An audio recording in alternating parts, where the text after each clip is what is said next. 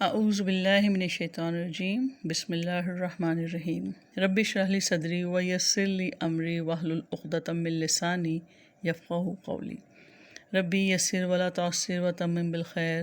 اللہم فقہنا فی الدین، ربی زدنی علما۔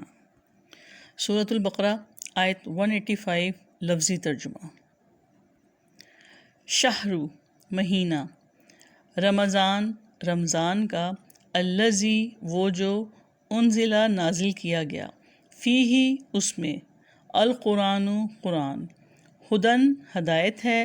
للناسی انسانوں کے لیے، وبینات اور واضح دلیلیں ہیں، من الہدی ہدایت میں سے، والفرقان اور حق و باطل کا فرق کرنے والی۔ فمن تو جو کوئی، شاہدہ حاضر ہو، منکم تم میں سے، الشہرا اس مہینے کو، فلیصمہ تو وہ چاہیے کہ روزے رکھے اس کے، ومن کانا اور جو کوئی ہو، مریضاً مریض بیمار، او یا علی سفرن کسی سفر پر، فعدۃ تو تعداد پوری کرنا ہے، من ایامن دنوں سے، اخر دوسرے، یرید اللہ ارادہ رکھتا ہے اللہ تعالیٰ، بکم تمہارے ساتھ، الیسرا آسانی کا، ولا اور نہیں، یریدو وہ ارادہ رکھتا ہے، بکم تم پر، العسرا تنگی کا، ولتکملوا اور تاکہ تم پوری کر سکو، العدۃ تعداد، ولتکبروا اللہ اور تاکہ تم بڑائی بیان کرو اللہ تعالیٰ کی، علی اوپر، ما اس کے جو، ہداکم اس نے ہدایت دی تمہیں، ولعلکم اور تاکہ تم، تشکرون تم شکر گزار بنو۔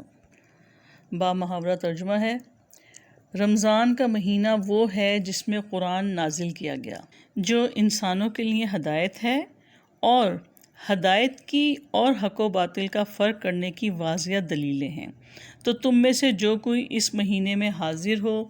تو وہ اس کے روزے رکھے، اور جو کوئی بیمار ہو یا کسی سفر پر ہو تو دوسرے دنوں سے تعداد پوری کرنا ہے۔ اللہ تعالیٰ تمہارے ساتھ آسانی کا ارادہ رکھتا ہے اور تم پر تنگی کا ارادہ نہیں رکھتا، اور تاکہ تم تعداد پوری کر سکو، اور تم اس پر اللہ تعالیٰ کی بڑائی بیان کرو جو اس نے تمہیں ہدایت دی ہے، اور تاکہ تم شکر گزار بنو۔ شہر رمضان الذی انزل فیہ القرآن، رمضان کا مہینہ وہ ہے جس میں قرآن نازل کیا گیا،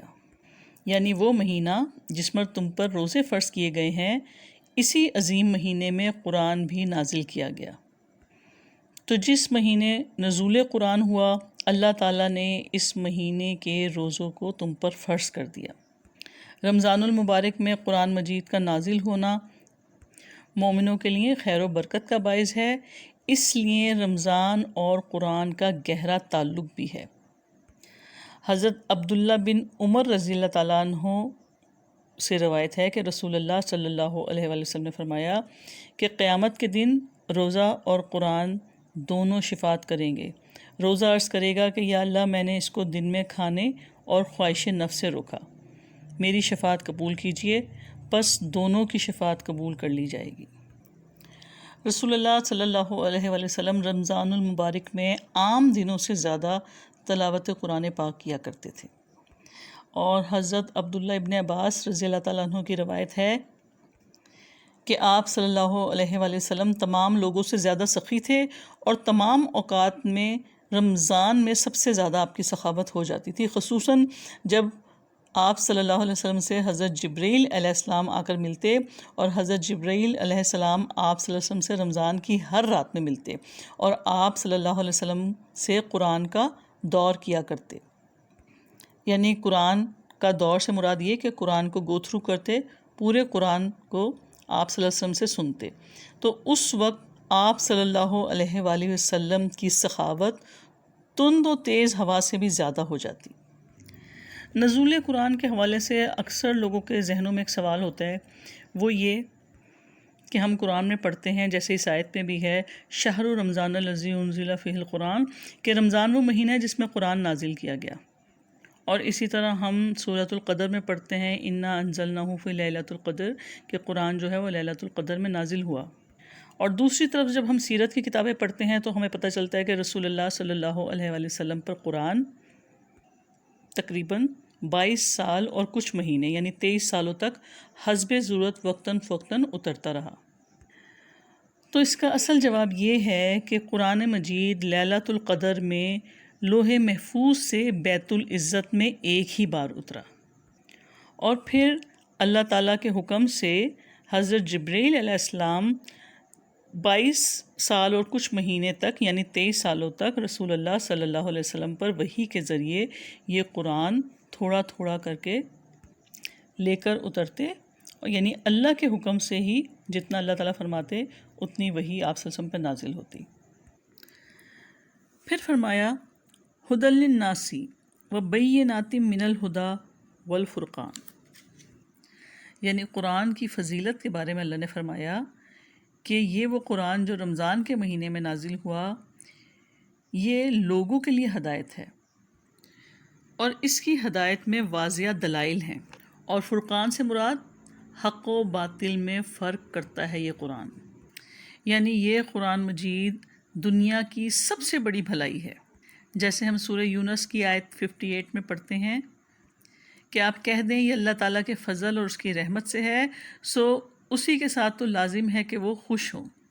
کیونکہ وہ ان تمام چیزوں سے بہتر ہے جسے لوگ جمع کرتے ہیں۔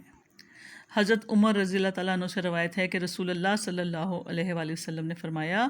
کہ اللہ تعالیٰ اسی کتاب کے ذریعے لوگوں کو بلند کرتا ہے اور اسی کتاب کے ذریعے لوگوں کو پست اور ذلیل کرتا ہے۔ قرآن مجید دنیا اور آخرت کی کامیابی کی طرف دعوت دیتا ہے، اور قرآن مجید ایسا ذکر ہے جس سے روح تر و تازہ ہو جاتی ہے اور دل پاک ہو جاتے ہیں اور رب کی قربت نصیب ہوتی ہے، اور قرآن مجید کے ایک حرف کے بدلے 10 نیکیوں کا اجر ملتا ہے۔ تو قرآن مجید کی فضیلت بیان کرنے کے بعد اللہ تعالیٰ نے فرمایا فمن شہد منکم الشہر فلیصمہ، پھر تم میں سے جو کوئی اس مہینے کو پائے تو چاہیے کہ وہ اس کے روزے رکھے، یعنی روزہ رکھنا واجب ہے۔ اس آیت میں فرض کر دیا گیا کہ جو کوئی رمضان کو پائے اور وہ صحت مند ہو، مسافر نہ ہو، تو رمضان کے روزے رکھے، یعنی جب رمضان کا چاند نظر آ جائے، کوئی اپنے گھر پر ہو، صحت مند ہو، تو اس پہ روزے رکھنا واجب ہے۔ اسلام کے ابتدائی دور میں لوگوں کو روزے چھوڑنے کی اجازت تھی، جیسے ہم نے پچھلی آیات میں دیکھا، اس آیت سے وہ اجازت منسوخ ہو گئی، اور ایک رخصت جس کو باقی رکھا وہ ہے وَمَنْ كَانَ مَرِيضًا أَوْ عَلَى سَفَرٍ فَعِدَّةٌ مِّنْ أَيَّامٍ أُخَرَ، اور جو کوئی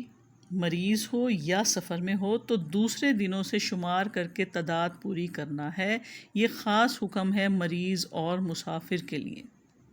اللہ تعالیٰ نے مریض اور مسافر کو ہدایت دی کہ وہ روزوں کی تعداد دوسرے دنوں میں پوری کر لیں جب وہ صحت مند ہو جائیں، یا مسافر جب واپس اپنے گھر آ جائے۔ دیکھیں، شریعت ایمان والوں پہ کوئی غیر فطری پابندی عائد نہیں کرتی، اس لیے بیماری اور سفر میں قضا کرنے کا راستہ کھول دیا، اور ساتھ میں اللہ نے اس کی وجہ بھی بتا دی۔ یرید اللہ بکم الیسر ولا یرید بکم العسر، اللہ تعالیٰ تمہارے ساتھ آسانی کا ارادہ رکھتا ہے، تم لوگوں کے ساتھ دشواری کا ارادہ نہیں رکھتا۔ تو رمضان میں شرعی عذر کی وجہ سے روزہ نہ رکھ سکنے والوں کے لیے قضا کا راستہ اللہ کی جانب سے آسانی ہے، اسی لیے فرمایا کہ وہ تمہارے لیے آسانی کا ارادہ رکھتا ہے، دشواری کا ارادہ نہیں رکھتا۔ نبی صلی اللہ علیہ وسلم نے بھی سفر میں کبھی روزہ رکھا اور کبھی نہیں رکھا۔ تو جو لوگ خواہ مخواہ اپنے اوپر سختیاں جھیلتے ہیں، شدید سفر کے دوران بھی روزے رکھتے ہیں، حالانکہ اللہ تعالیٰ نے دوسرے دنوں میں گنتی پوری کرنے کی اجازت دی ہے۔ رسول اللہ صلی اللہ علیہ وسلم نے ایک سفر میں ان لوگوں پر کافی سرزنش کی جنہوں نے روزہ رکھا ہوا تھا۔ آپ صلی اللہ علیہ وسلم صحابہ کرام کے ہمراہ جہاد و قتال کے لیے نکلتے تھے، تو کچھ لوگوں نے اس سفر میں بھی روزہ رکھ لیا۔ نتیجہ یہ ہوا کہ سفر کے بعد جہاں منزل میں خیمے لگانے تھے وہاں نڈھال ہو کر گر پڑے، تو جن لوگوں نے روزہ نہیں رکھا تھا انہوں نے خیمے لگائے۔ اس پر رسول اللہ صلی اللہ علیہ وسلم نے فرمایا کہ سفر میں روزہ رکھنا کوئی نیکی کا کام نہیں۔ تو اللہ تعالیٰ کی طرف سے دی گئی رعایت سے فائدہ نہ اٹھانا بھی ایک طرح کا کفران نعمت ہے۔ پھر فرما دیا وَلِتُكْمِلُوا الْعِدَّةَ، تاکہ تم تعداد پوری کرو، یعنی مرض یا سفر کے دوران جو روزے چھوٹ جائیں تمہیں دوسرے دنوں میں ان کی تعداد پوری کرنی ہوگی، جو ایک رعایت تھی نا جو ہم نے پچھلی آیت میں پڑھی کہ فدیہ دے کر فارغ ہو جاؤ، اب وہ منسوخ ہو گئی، اب تعداد پوری کرنی ہے، قضا رکھنے ہیں روزے۔ پھر فرمایا ولی تکبر اللہ، تاکہ تم اللہ کی بڑائی بیان کرو، یعنی عبادات کے اختتام پر اللہ کی بڑائی بیان کرو۔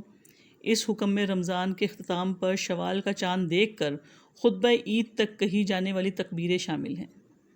اور اس بات پر بھی اللہ کی بڑائی بیان کریں کہ اس نے تمہیں اپنی شریعت اور سنت اور دین کے احکامات کی طرف ہدایت دی، لعلکم تشکرون، تاکہ تم شکر ادا کرو، یعنی اللہ تعالیٰ کی ہدایت پر اور فرائض کی طرف رہنمائی پر تم اللہ کی نعمتوں اور احسانات کا شکر ادا کرو۔ اور قرآن حکیم جیسی نعمت کی شکر گزاری کا بہترین طریقہ یہ ہے کہ قرآن یعنی اللہ تعالیٰ کی رضا کا راستہ جانیں، اس کو سمجھیں، اس پر خود عمل کریں، دنیا کو اس کا پیغام پہنچائیں، اور اللہ سے دعا ہے کہ وہ ہمیں اپنے شکر گزار بندوں میں شامل فرما لے، آمین۔ سبحانک اللہم بحمدک، نشہد ان لا الہ الا انت، نستغفرک ونتوب الیک۔ السلام علیکم ورحمۃ اللہ وبرکاتہ۔